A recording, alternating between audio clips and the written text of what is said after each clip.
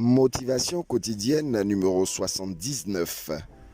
Le pouvoir des mots. Africaine et africaine nouveau, ivoirienne et ivoirienne bois de manioc. Les mots ont un pouvoir.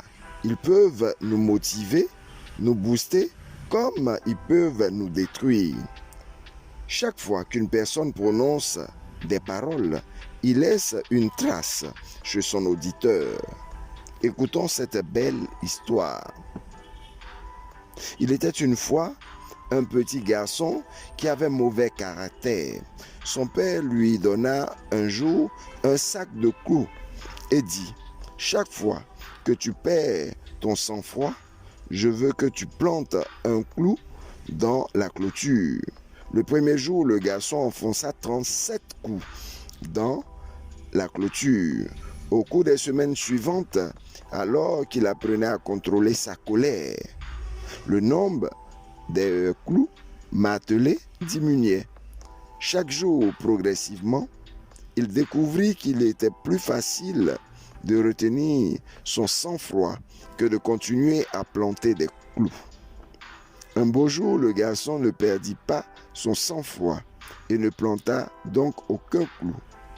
Il en parla à son père, qui lui suggéra de retirer un clou chaque journée, passée sans coup de colère. Un matin, tous les clous avaient disparu de la barrière. Le père prit son fils par la main et le conduit jusqu'à la clôture.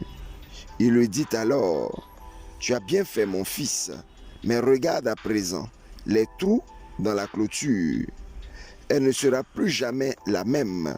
Lorsque tu dis des choses sous l'emprise de la colère, cela laisse une trace, comme sur la clôture.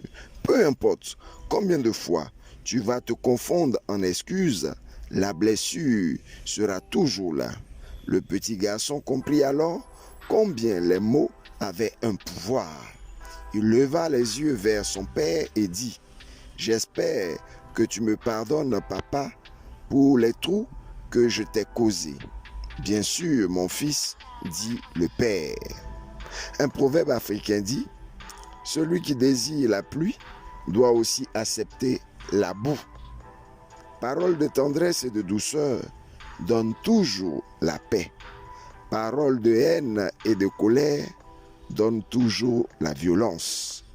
Quelles sont les paroles que tu voudrais porter autour de toi en ce jour?